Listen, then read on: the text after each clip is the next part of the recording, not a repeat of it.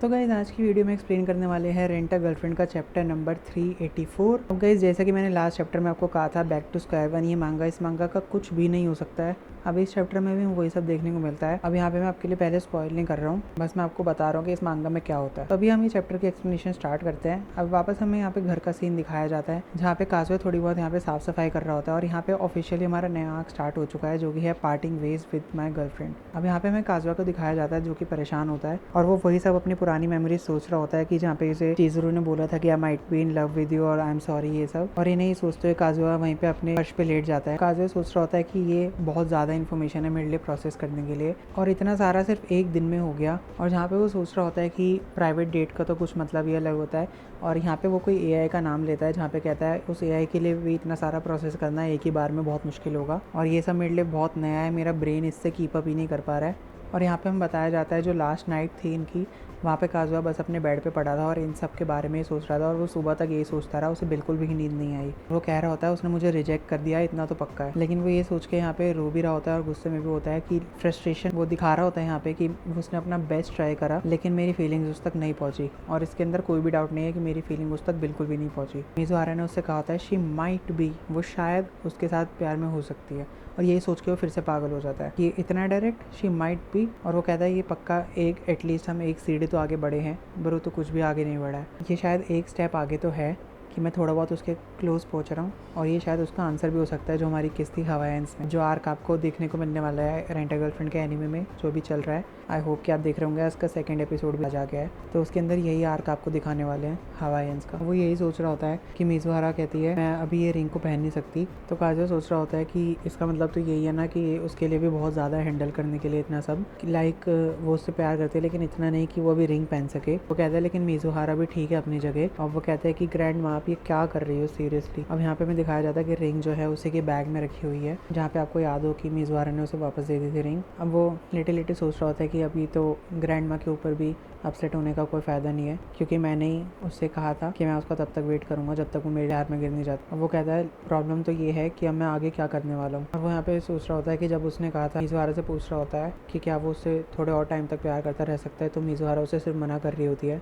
तो वो कह रहा होता है मिज़ुहारा तो मेरे को बहुत बार मना कर रही थी लेकिन वो शायद काइंड हो रही थी मेरी तरफ कि वो उसके लिए वेट ना करता रहे और अपनी लाइफ में आगे बढ़ता रहे। वो सोच रहा होता है कि मेरे को कोई आइडिया नहीं है कि अगर मैं वेट करता भी रहूँ तो क्या मेरे को सही में मिज़ुहारा मिलेगी, क्योंकि मिज़ुहारा ने कहा था वो शायद उससे प्यार में हो सकती है, इसका मतलब है वो अनश्योर है, वो उसकी फीलिंग्स अभी क्लियर नहीं है। और वो ये भी सोच रहा होता है कि आफ्टर ऑल कोई भी ये कह नहीं सकता कि मिज़ुहारा इसके बारे में इतना सीरियसली सोच भी रही है या नहीं सोच रही। लेकिन वो ये भी सोच रहा होता है कि मिज़ुहारा ने उससे कहा था कि मैं भी रिंग नहीं पहन सकती, अगर मैं तुम्हारी जगह होती तो मैं अपने जैसे इंसान को हेट करती। वो कहता है फिर भी वो मुझे थोड़ी परेशान लग रही थी कि उसने पहले तो मेरे से इतने सीरियस क्वेश्चंस पूछे जयपुरिस में। मैं कहा सभी को याद होगा कि मिज़ुहारा ने उससे कितने क्वेश्चंस पूछे थे वहाँ पे, कभी किड्स के बारे में कभी कुछ और। तो ये तो इस बात का प्रूफ है कि वो सोच तो रही थी हमारे बारे में। और वो कहता है इन सब के बाद भी मैं खाली उसकी स्माइल ही याद रख पा रहा हूँ। वो फाइनली अपनी सोच से जो लेटे लेटे इतना सोच रहा था वहाँ से उठता है, कहता है कि क्या मिज़ुहारा बैंक से वापस आ गई, इसका मतलब मिज़ुहारा सुबह बैंक गई थी। और वो कहता है शायद अब तक तो उसे आ जाना चाहिए, वो बहुत शांति तरीके से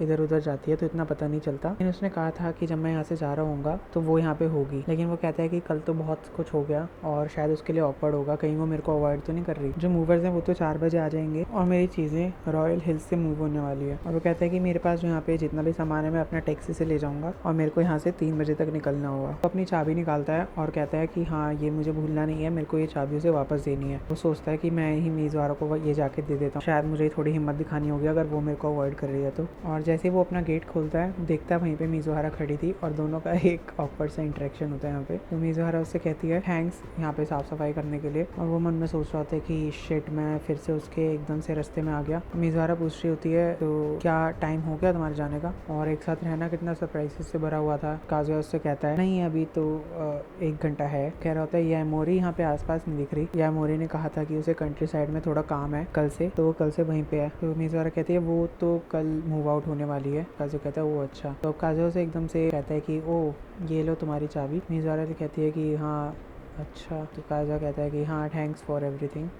तुमने मेरी बहुत हेल्प करी। अब यहाँ पे मिज़ुहारा चाबी की तरफ देख रही होती है और उसमें से कीचेन निकाल लेती है और काजुआ को देती है कि ये तुम रख सकते हो। तो काजुआ कहता है क्या कीचेन, क्या सच में तुम श्योर हो? और अब काजुआ सोचता है कि अरे ये तो ऐसा लग रहा है कि हम जो जुदा हो रहे हैं उसका एक गिफ्ट है, लेकिन कहता है कि हाँ फिर भी मुझे अच्छा लगा उसने दिया। मिज़ुहारा वहाँ से जाते हुए कहती है कि अच्छा तो जब तुम जाओ तो मुझे बता देना, मैं यहाँ पे होंगी। तो काजुआ कहते हैं हाँ हाँ ठीक है मैं बता दूंगा। अब काजुआ अपने मन में सोच रहा होता है कि ये कुछ ज़्यादा ही नॉर्मल एक्ट नहीं कर रही है, जैसे कि कल कुछ हुआ ही ना हो, इसलिए तो लोग उसे आयरन लेडी कहते हैं और मेरे को बिल्कुल भी नहीं पता उसके माइंड में चल क्या रहा है। लेकिन यहाँ पे जैसे मिज़ुहारा डोर बंद करती है वो दिखा की को अपने हाथ से प्रेस करती है, जहाँ पे इसका एक्सप्रेशन ऐसे ही होता है, मतलब उसे इतना अच्छा नहीं लग रहा होता और वो कुछ सोच रही होती है। अब नेक्स्ट टाइम की यहाँ पे हमें हिंट दी गई है गर्लफ्रेंड विद क्वेश्चन मार्क। तो नेक्स्ट टाइम हमें देखना होगा चैप्टर में लोग क्या दिखाने वाले हैं। गाइस ये चैप्टर की एक्सप्लेनेशन ही पे एंड होती है। मेरे को बताना जरूर कि आपको इस चैप्टर की एक्सप्लेनेशन कैसी लगी और ये चैप्टर ओवरऑल आपको कैसा लगा। बाकी इस मांगा के अंदर आप सभी को पता है कि कितनी स्टोरी आगे बढ़ती है फिर वापस से वहीं पे आ जाती है और ऐसे सब कुछ चलता रहता है इस मांगा में। तो हाँ चैनल को सब्सक्राइब कर लेना अगर आप फर्स्ट टाइम आए हो तो,